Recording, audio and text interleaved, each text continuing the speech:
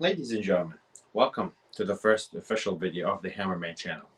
Now I know this is technically is not the first video on the channel because I have other videos, but those videos, let's just call them expandables. They're just, you know, not fit for for the theme that I'm trying to create for the channel. So what am I going to do in this video? I'm going to be ranking all the movies that came out in 2023 that I got to watch. Now, there are a couple movies that I got to watch this year, but they came out in 2023, so they are included. There are some honorable mention to movies that I know they're really good because I keep hearing about them, but I didn't get the chance to watch them. One of those movies is Killers of the Flower Moon. I didn't have the chance to watch it. Sorry. The second movie is Past Life, and then Anatomy of Fall. I also didn't get the chance to watch either of them.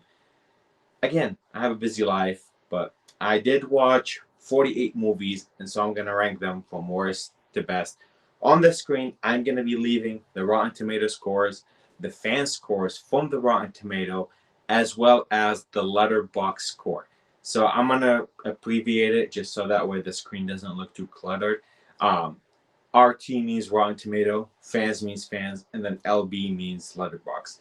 So without further ado, let's go ahead, dive into which movies were the worst, which movies were the best, according to my opinion.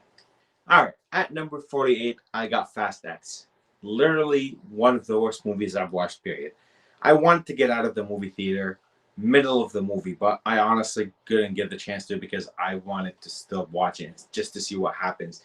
Worst part is this is only part one of part two, so there is more to come to this story. Honestly, there isn't a lot of good stuff about this movie besides Jason Momoa.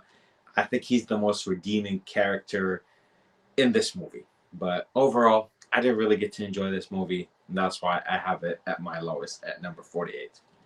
At number 47, I got Shazam! Fury of the Gods. Again, this movie just tried to recapture what happened in the first movie, that comedy.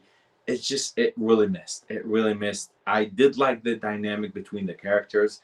I do like the actors. It's not going to work. The villains were weak. The story was weak. Everything about this movie fell flat on its face. At 46, I got The Pale Blue Eye. I think it came out on Netflix earlier in the year. It was just boring for me. I mean, if you enjoyed it, kudos to you. But to me, it was extremely, extremely a boring movie. At number 45, I got Ant-Man and the Wasp: Quantumania. Probably one of the worst MCU movies in general.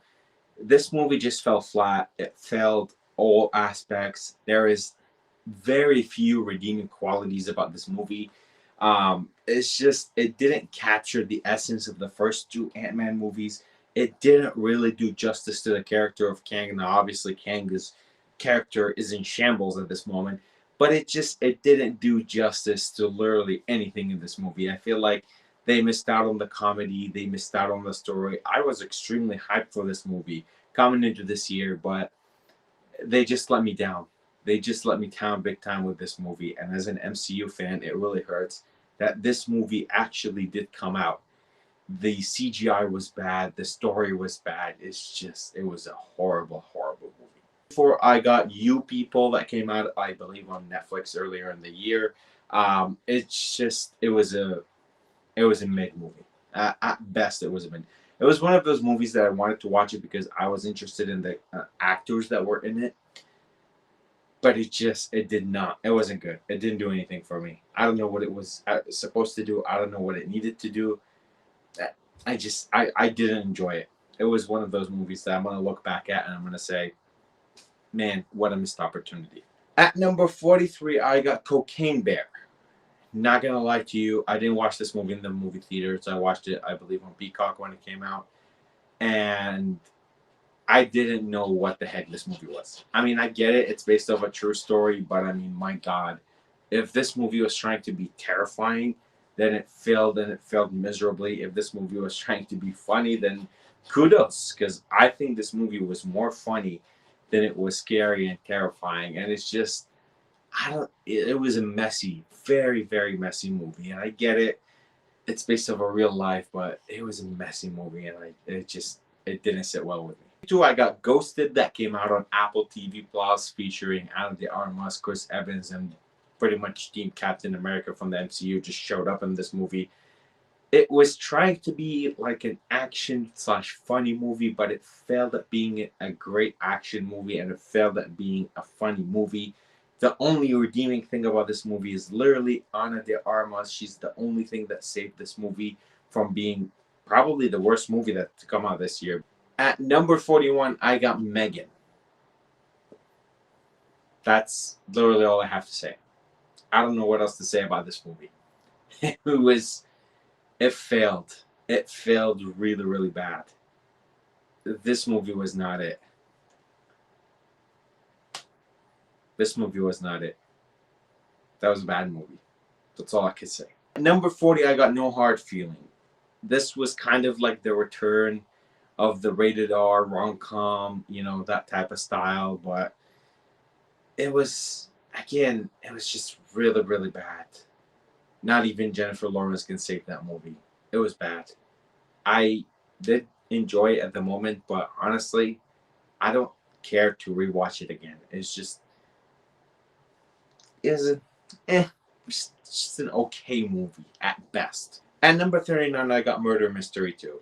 And I know there's a lot of people that are not big fan of Murder Mystery because, I mean, I'm talking about the movie, not the actual murder mystery genre. But, you know, the movie is just, it sounds very sleazy. It's just whatever. I like it. And I like it for the main reason that the action or the chemistry between Jennifer Aniston and Adam Sandler is just unmatched. At number 38, I got My Big Fat Greek Wedding 3. Again, this was another forgettable movie. I do like the first one.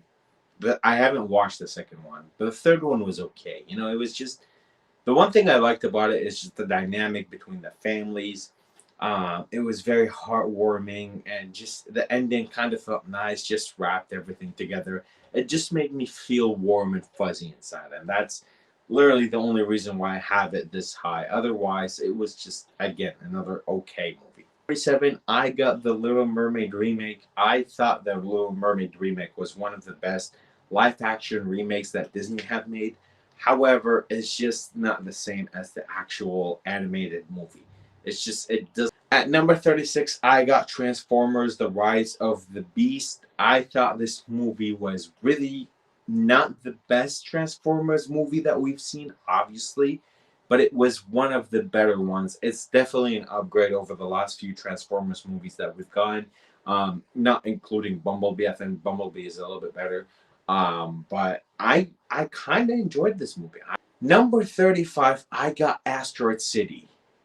Yeah, I might have it a little bit too low for a Wes Anderson movie, but I couldn't get into it. It's one of those movies where it's like I had higher expectations from it considering the actors that were in this movie. But some way, somehow, I was let down by this movie.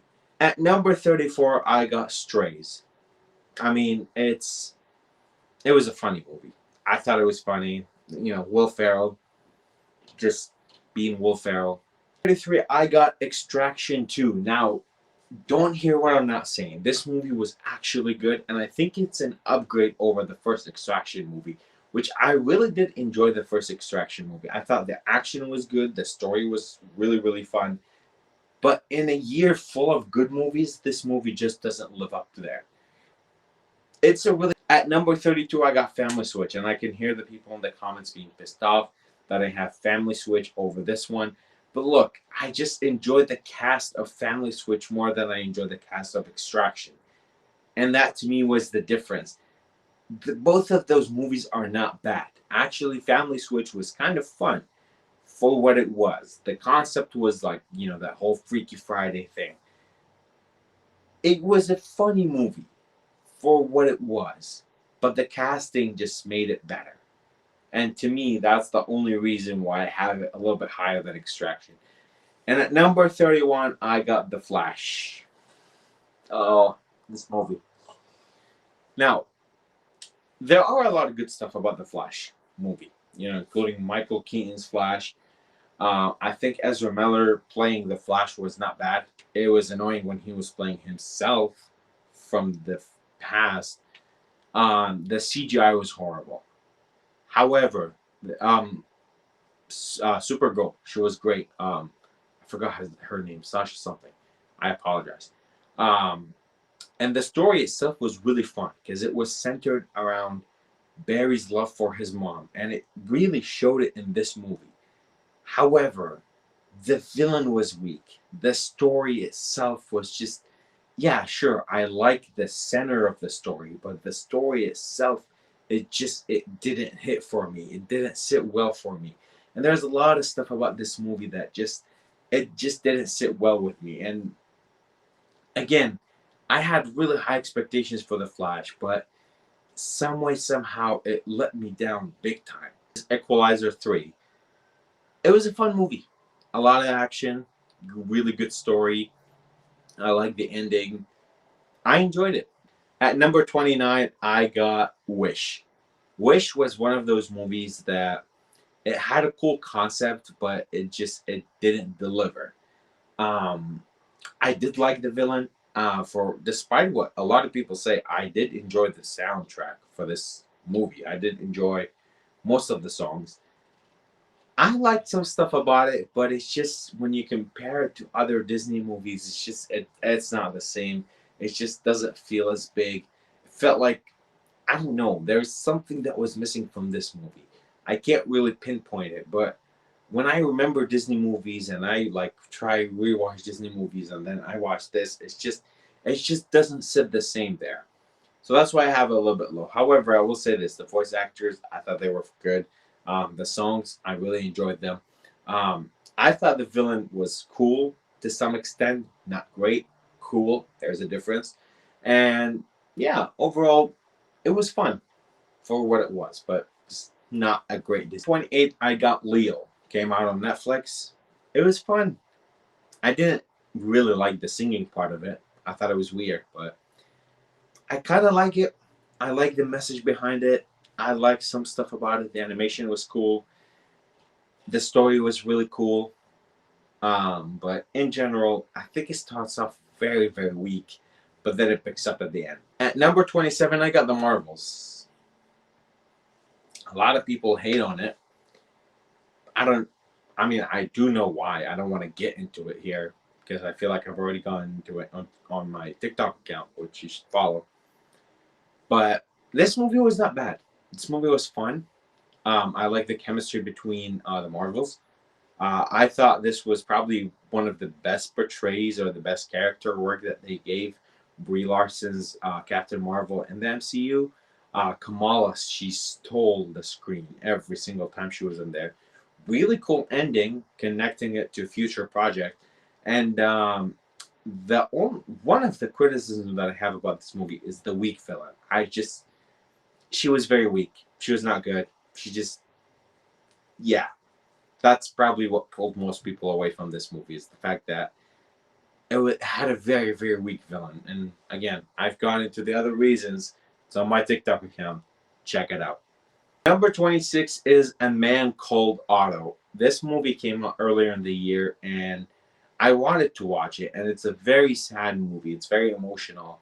Um, it kind of got lost in the shuffle, not gonna lie to you. But this was one of those movies where I really liked Tom Hanks' performance in it, and it really told a cool story. Um, again, there isn't a lot of stuff that I hate on that movie. I thought it was very well done. Um, again, emotional movie. If you want a good cry, go watch this movie. Um, but yeah, I watched it. I'm not gonna lie, I teared up at the end of it. It's very heartwarming. It's very cozy movie. I really enjoyed it. I really enjoyed it. I got Dumb Money. I thought this movie was funny. I thought it was hilarious. It's based off a crazy true story, and I liked the casting that they had for this movie. I thought it was very interesting. At number 24, I got Aquaman and the Lost Kingdom. This felt like it was a goodbye to the Aquaman character in the DCEU. This was a goodbye to the DCEU. Patrick Wilson was phenomenal in this movie. Jason Momoa was phenomenal. Outside of that, there aren't a lot of redeeming qualities about this movie. Um, but I mean, it was fun. It was crazy. It was wild. And yeah, it's just I really like the chemistry between Jason Momoa and Patrick Wilson. And that's kind of why I have it this high. Again, it wasn't a bad movie at all. It was actually entertaining to watch. But it's just it's not as good as the other movies. Number 23, I got Tetris. This was one of the first like biography movies that I watched in the year, and I thoroughly enjoyed it. I thought it was fun. Number 22, I got The Blue Beetle. This movie was fun for what it was. It wasn't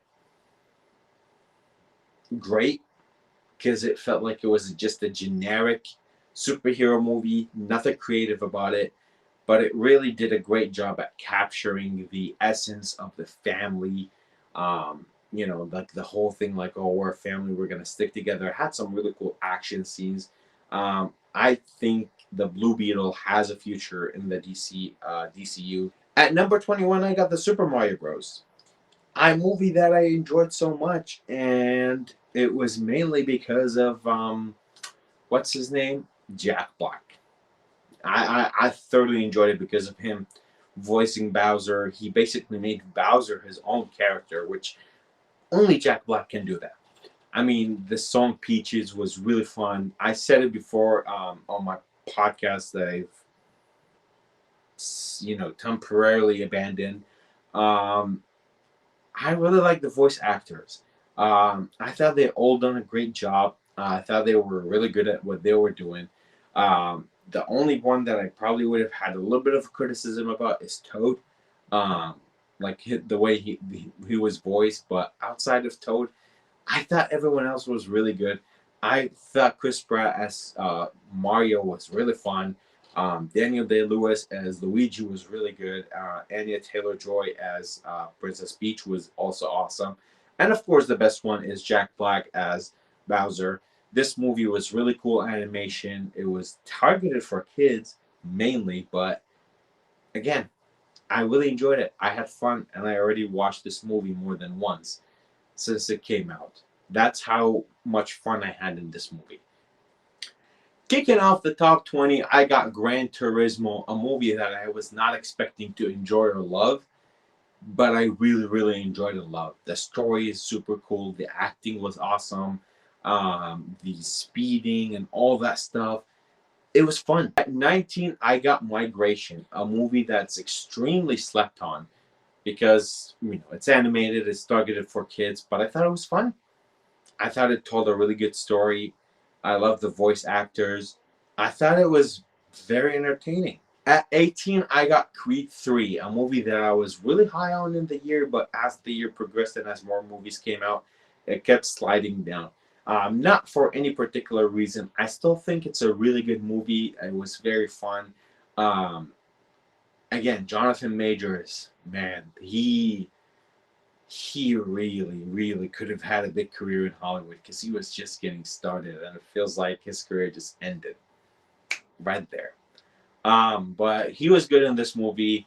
Of course, Michael B. Jordan was really good in this movie. The story was okay. It's just I wasn't like pulled into it as much as I was with Creed 1, but I did think that in general the movie was fun. It was entertaining. The story was really, really good.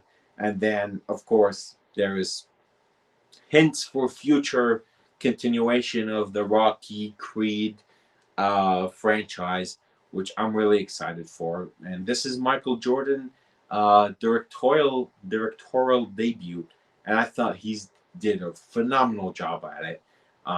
Really, really good. Can't hate on it. At number 17, I got one of my biggest surprises in the year when it comes to movies that I had zero expectations for, zero hope for, but it was fun. It was good. It was entertaining. And that's Dungeons and Dragons um, Honors Among Thieves. I think that's the whole title. I don't know, somewhere up here. It was fun. It was a really fun movie. I watched it and I was like, I was surprised by it, by how good it was, by how enjoying it was.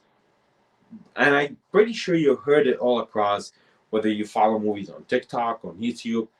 I'm pretty sure you heard almost everybody say the same thing. It is one of the biggest surprises of the year. At number 16, a movie that I literally just watched today, and that is Saltburn. I think this movie's a little bit overhyped, but the story is cool. The acting is really, really good. Barry Kuiberg, he was really good. At number 15, I got Elemental, a movie that I think is very slept on. The story is good. The animation is cool. It's not the best Pixar movie, but I thought it was fun. I was really entertained by it. The story was very appealing. And again, I've watched this movie multiple times now, and it's just as good as I watched it the first time. And it just, again, it wasn't the best. It's not gonna win a lot of stuff when it comes to actually. I don't think it's gonna win anything, and it's not one of the best Pixar movies. Don't hear what I'm not saying or what I'm saying. I don't know. Just it's not one of the best Pixar movies, but it was fun. Really cool story, very creative, cool animation, and in general, it's just I wish they explored more stuff, more areas in this movie. But I'm not disappointed by the product. I thoroughly enjoyed it. At number 14 is another movie that I consider an extremely surprising movie, and that is Wonka. I was not expecting to love this movie as much as I did. This movie was magical. This movie was pure of joy. I seen some people didn't like Timothy Chalamet's singing. I enjoyed it. Yes, this is a musical movie. Don't be shocked, but it's really good. And I will say this. I will say this about this movie.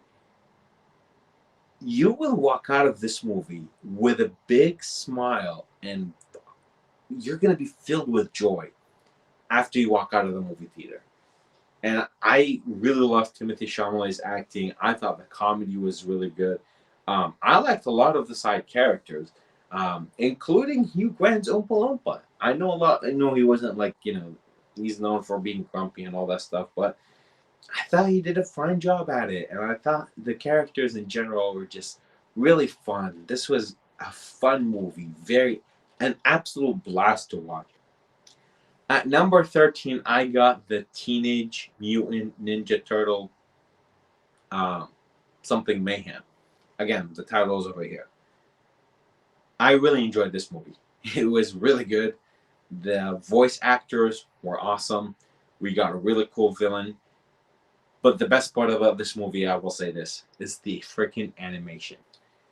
At number 12, I got Air, another biopic movie.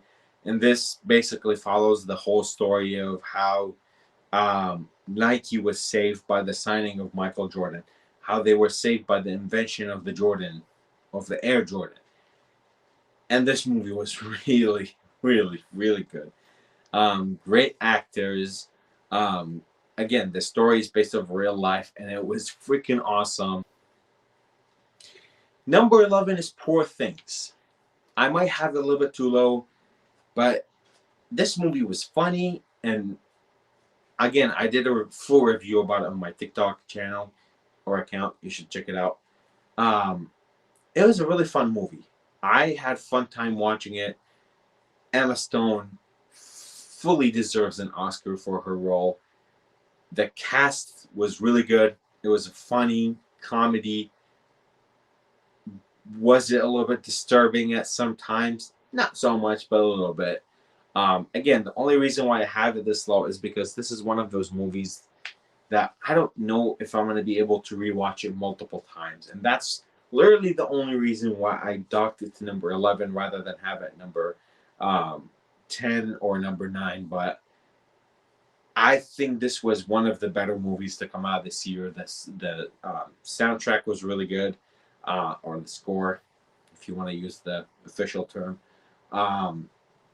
Emma Stone was phenomenal. The fact that she basically played an infant into a grown woman, that whole cycle, really, really fun. Give this movie a watch, and you'll discover why Emma Stone has always been one of the best actresses in Hollywood at this moment. At number 10, we're kicking off the top 10. I got The Color Purple. I just recently watched this movie. It's beautiful. It's really, really good. I had a blast watching it. The story was very emotional. I know it's a remake. The actors, actresses, and actors were all good. They nailed their role. The music was beautiful. The story was amazing. And I just had a blast watching this movie. At number 9, I got Barbie. I Now we're getting to the good movies of the year. I already reviewed Barbie on my account. I cannot express how much I enjoyed this movie. I went into this movie thinking this is like one of those, like, jokes. When I saw the trailer for Barbie, I was like, okay, yeah, I'm excited about it. I think it's gonna be one of those like corny but funny movies. No, it wasn't that. It had really good acting from literally everybody. It had, some awesome music, whether that is the I'm Just Ken, which I still till this day play it. I know the lyrics word for word, everything about it. I can sing it without, if I were to do karaoke, I don't even need the machine to read me the lyrics. I could just do it myself. Um, and then what was I made for? Which I think it won an award at the Golden Globes. They It depends on when you watch it on Sunday. Um, it was a really, really freaking good movie. At number 8, I got Mission Impossible. This movie's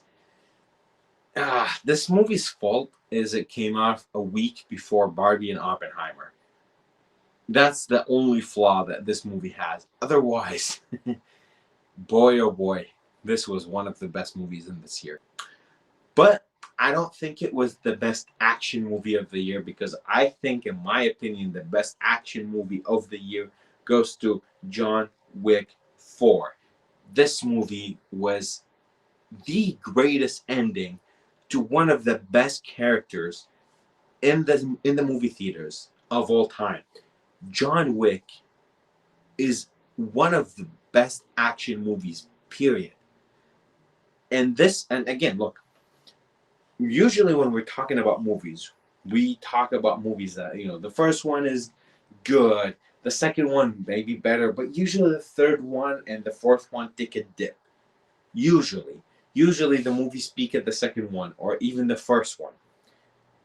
John Wick is one of the few movie trilogies, or in this one, 4 movies, I don't know what was the official term for that actually significantly gets better every single movie. First one was really good, but the second one was better. Wait, the third one was even better. Wait, the fourth one is even better. That's how good the John Wick franchise is. It just keeps getting better and better. There was a lot of action, there was a lot of cool story, phenomenal ending to John Wick.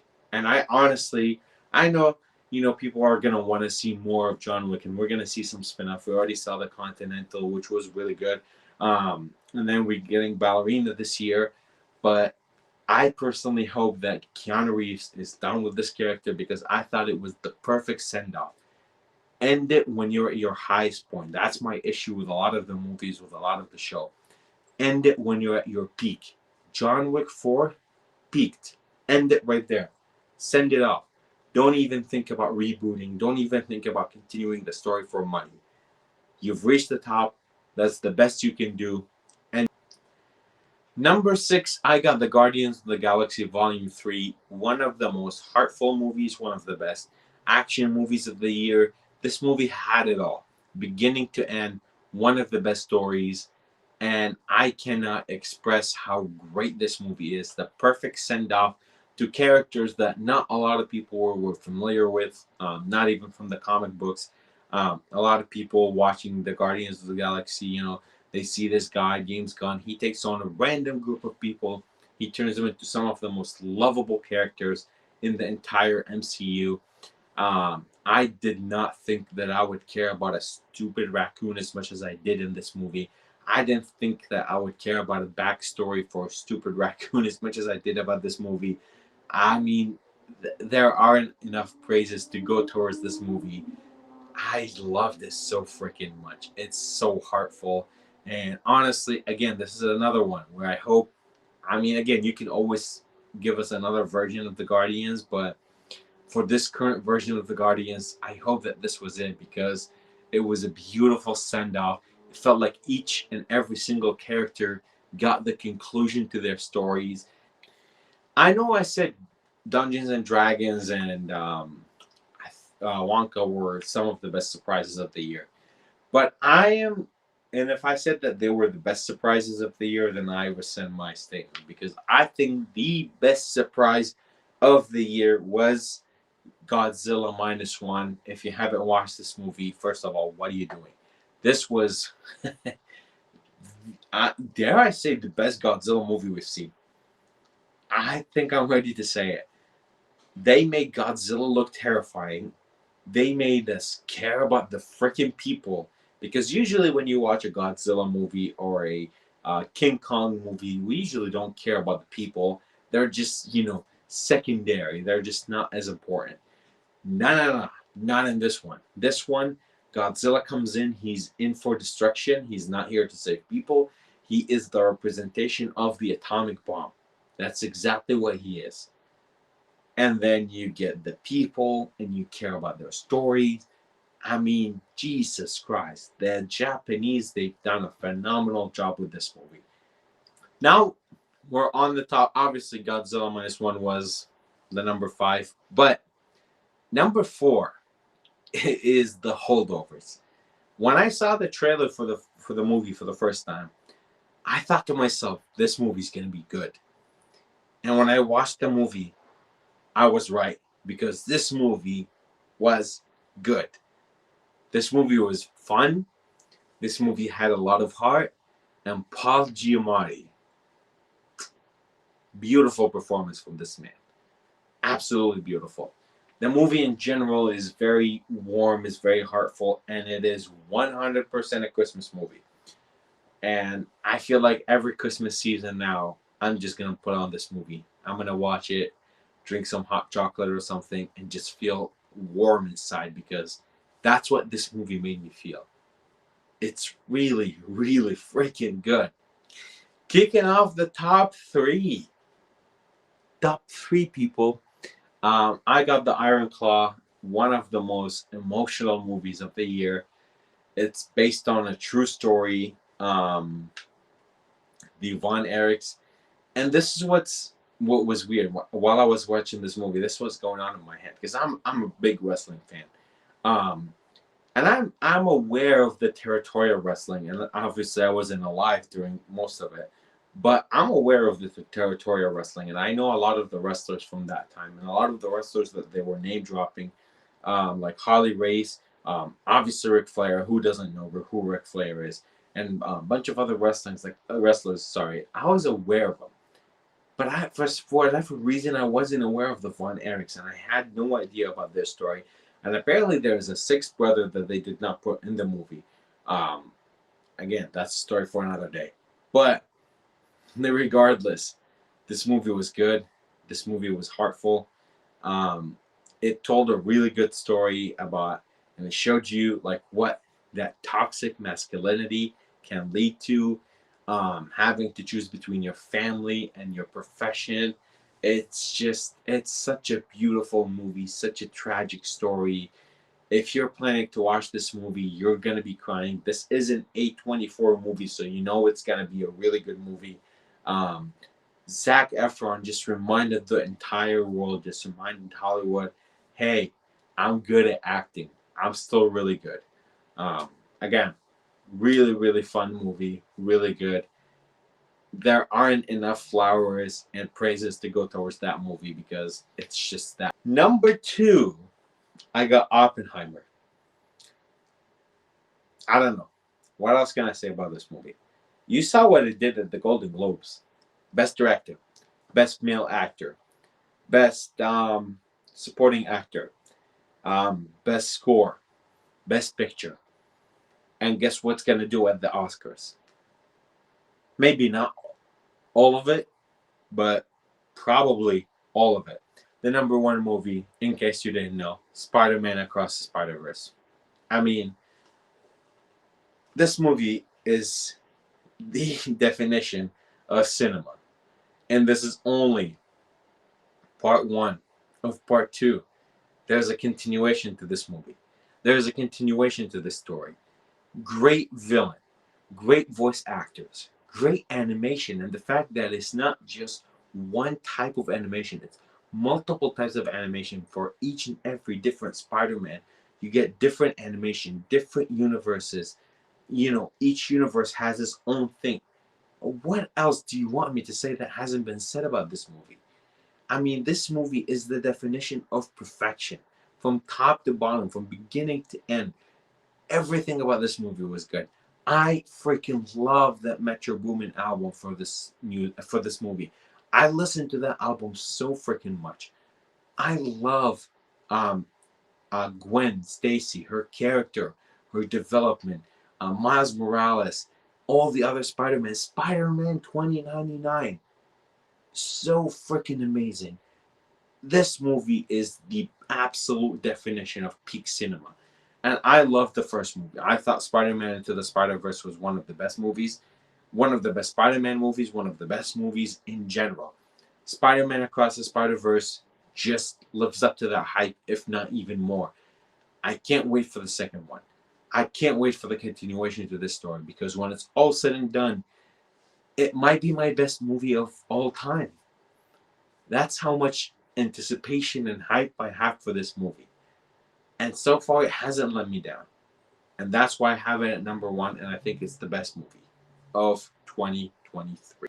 That is my list for 2023. Let me know down in the comments. Do you agree with the list? What would you change? Have you watched movies that I haven't watched and I didn't put in the list? Let me know in the comments.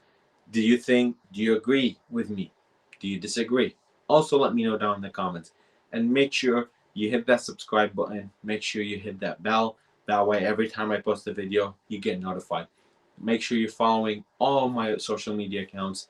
Instagram, which I haven't been posting on it a lot. TikTok, which I do post on it a lot. And then X, because, you gotta have an X, I guess. I don't know. It's weird. Why is it called X? Twitter. There you go. Change it. Boom. Twitter. Anyways, make sure you're following. Make sure you're subscribing. Leave me a comment. Leave me a like. Thank you guys so much for watching. And as always, till next time. Peace.